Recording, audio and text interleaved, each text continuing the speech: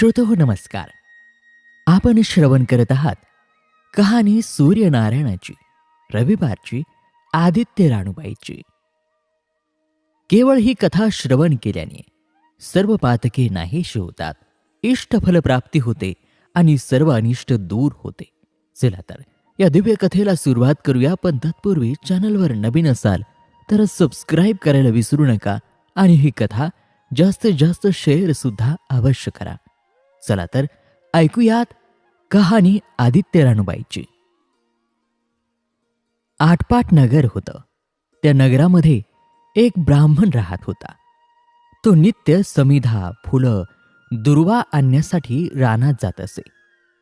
तिथं त्यानं पाहिलं की नागकन्या, देवकन्या वसा बसत होत्या. त्यानं त्यांना विचारलं, काय ग बायांनो, कसला वसा बसता? तो मला सांगा ना. त्या म्हणाल्या, तुला कशाला रे वसा हवा? उठशील, मातशील, घेतला वसा टाकून देशील. ब्राह्मण म्हणाला, उतत नाही, मातत नाही, घेतला वसा टाकत नाही.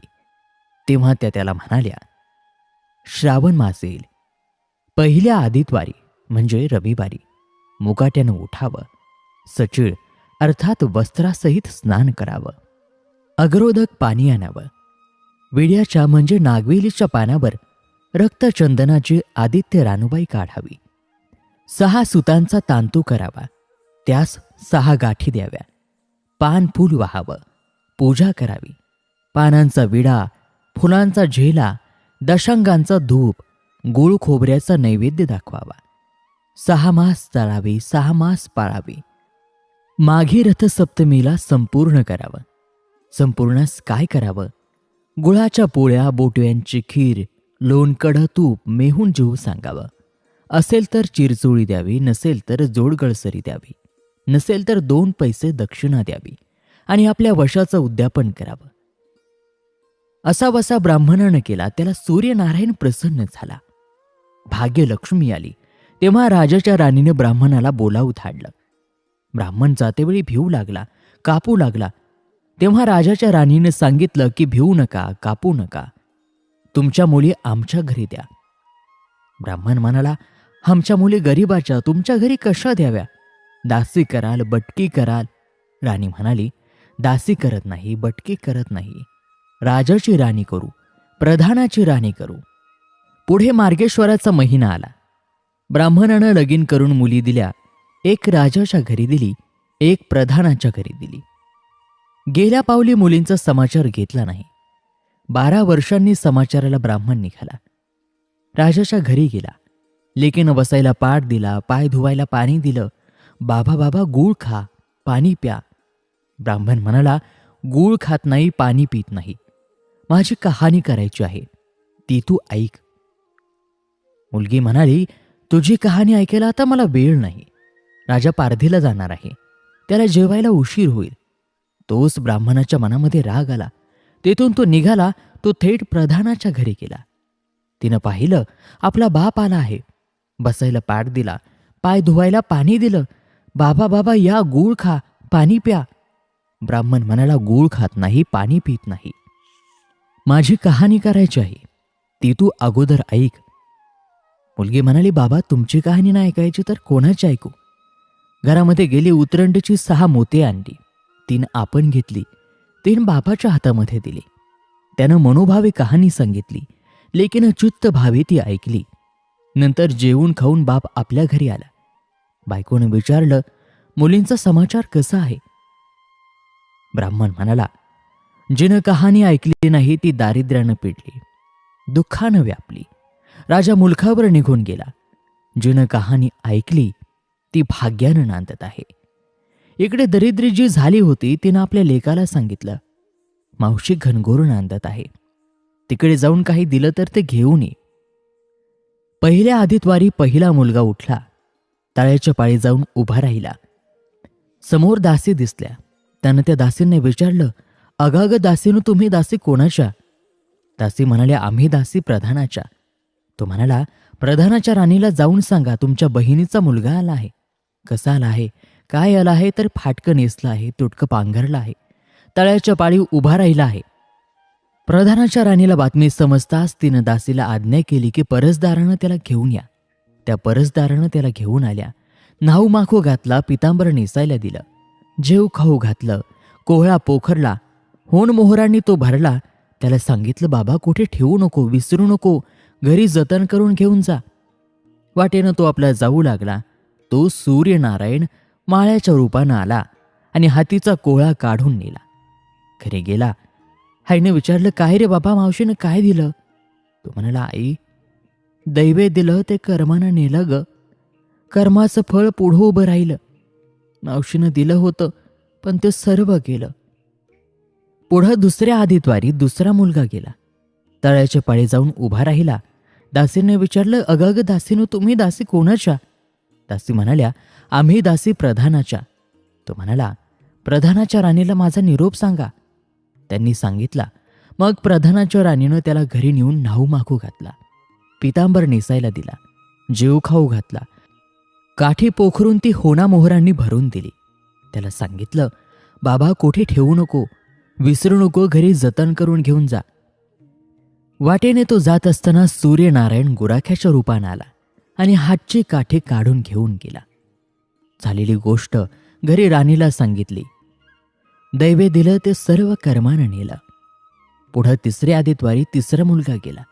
तळ्याच्या पाळी उभा राहिला. पहिल्यासारखंच प्रधानाच्या राणीनं घरी नेऊन न्हाऊ माखू घातला, पितांबर नेसायला दिलं, जेव खाऊ घातला, नारळ पोखरून होण मोहरांनी भरून दिला. कुठे ठेवू नको, विसरू नको म्हणून सांगितलं. घरी जाताना विहिरीच्या काठी नारळ ठेवून पाणी प्यायला विहिरीत उतरला. तो नारळ गडगडून विहिरीमध्ये पडला. घरी गेला. आईने विचारलं, काय रे बाबा, मावशीनं काय दिलं? तो म्हणाला, आई ग, मावशीनं दिलं पण ते दैवानं सर्व बुडालं. चौथ्या आदित्वारी चौथा मुलगा गेला. तळ्याच्या पाळी उभा राहिला. त्यालाही प्रधानाच्या राणीनं घरी नेऊन न्हाऊ माखू घातला, पितांबर नेसायला दिलं, जेव खाऊ घातलं. त्याला दह्याची शिदोरी होण मोहरा घालून बरोबर दिली. सूर्यनारायण घारेच्या रूपानं आला आणि हातची शिदोरी घेऊन गेला. घरी गेला. आईने विचारलं, काय रे बाबा, मावशीनं काय दिलं? तो म्हणाला, आई ग, मावशीनं दिलं पण दैवानं ते सर्व नेलं. पाचव्या आदित्वारी तळ्याच्या पाळी ती स्वतः उभी राहिली.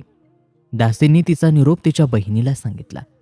बहिणीनं तिलाही परसदारानं घरी नेले, न्हाऊ घातली, पाठावं नेसायला दिलं. प्रधानाची राणी आदित्वाराची कहाणी करू लागली. तिने विचारलं, काय वासा करतेस ग, तू मला सांग ना. बहीण तिला म्हणाली, अगं ग चांडाळणी, पापीनी, बापाची कहाणी ऐकायला तुला वेळ मिळाला नाही. कहाणी ऐकली नाहीस म्हणून तुला दारिद्र्य आलं. राजाच्या राणीने विचारलं, याला उपाय तरी काय करू ग? तेव्हा तिनं तिला तो वसा सांगितला. ती बहिणीच्या घरी राहिली. श्रावण मास आला. सांगितल्याप्रमाणे सूर्यनारायणाची पूजा केली. इकडे राजाला भाग्य आलं. राजानं बोलावू धाडलं. मावशी मावशी, तुला छत्र आली, चामर आली, पाईक आले. ती म्हणाली, मला रे पापिनीला छत्र कोठली, चामर कोठली, पाईक कोठली, परवर कोठले. बाहेर जाऊन दाराशी बघतात तो राजा बोलावू आला आहे. राजा आला तसे घरी जायला निघाली. एकमेकांना बहिणी बहिणींनी आहेर केले. वाटेने जाऊ लागले. तो पहिल्या मजलेत स्वयंपाक केला. राजाला वाढलं, मुलांना वाटलं. आपलं पान वाढून घेतलं. तेव्हा कहाणीची आठवण झाली. करा रे हाकारा, पिटा रे डांगोरा, नगरात कोणी उपास्य आहे का याचा शोध करा. उपास्य नाही, काही नाही. वाटेनं एक मोळीविक्या जातो आहे. त्याला म्हणाले, आमच्या बाईची कहाणी ऐकायला ये. तो म्हणाला, तुझ्या बाईची कहाणी ऐकून मला काय रे फळ, माझं पोट भरलं पाहिजे. आणि असं म्हणून तो राणीकडे आला. तशी 6 मोते राणीनं घेऊन 3 त्याला दिली आणि 3 आपल्या हातात ठेवली. मनोभावे कहाणी सांगितली. चित्तभावे त्यानं ऐकली. तशी लाकडाची मुळी होती ती सोन्याची झाली. तो म्हणाला, बाई बाई, कहाणी ऐकल्याचं एवढं फळ, मग वसा घेतल्याचं काय फळ? काय वसा असेल तो मला सांगा. राणी त्याला म्हणाली, तुला रे वसा कशाला हवा? उतशील, मातशील, घेतला वसा टाकून देशील. तो म्हणाला, उतरत नाही, मातत नाही, घेतला वसा मी टाकत नाही. तेव्हा वसा राणीनं त्याला सांगितला. पुढं दुसऱ्या मजलीला गेली, स्वयंपाक केला. राजाला वाढलं, मुलांना वाढलं. आपलं पान वाढून घेतलं तेव्हा कहाणीची आठवण झाली. करा रे हाकारा, पिटा रे डांगोरा, नगरातून कोणी उपाशी आहे का याचा शोध करा. उपाशी नाही, काही नाही, माळ्याचा मळा पिकत नाही, विहिरीला पाणी लागत नाही, असा एक माळी चिंतेत बसला आहे. त्याला हाक मारली, आमच्या बाईची कहाणी ऐक. तो आला. राणीनं 6 मोते घेऊन 3 आपण घेतली, 3 माळ्याला दिली. राणीनं कहाणी मनोभावे सांगितली, चित्तभावे माळ्यानं ऐकली. माळ्याचा मळा पिकू लागला, विहिरीला पाणी आलं. तो म्हणाला, बाई बाई, कहाणी ऐकल्याचं एवढं फळ, मग वसा घेतल्याचं काय फळ? काय वसा असेल तू मला सांगा. मग राणीनं त्याला सुद्धा तो वसा सांगितला. पुढं 3ऱ्या मजलीला गेली, स्वयंपाक केला. राजाला वाढलं, मुलांना वाढलं. आपलं पान वाढून घेतलं तेव्हा कहाणीची आठवण झाली. करा रे हाकारा, पिटा रे डांगोरा, नगरात कोणी उपाशी आहे का याचा शोध करा. उपाशी नाही, काही नाही, एक म्हातारी आहे. तिचा मुलगा वनात गेला होता. एक डोहात बुडाला होता, एक सरपानं खाल्ला होता. त्यामुळे चिंताक्रांत बसली होती. तिला म्हणाले, आमच्या बाईची कहाणी ऐक. ती म्हणाली, कहाणी ऐकून मी काय करू? मी मुलांसाठी रडते आहे. बरं, येते. मग ती राणीकडे आली. राणीनं तिला पहिल्याप्रमाणे कहाणी सांगितली. तिनं चित्त भावे ती ऐकली.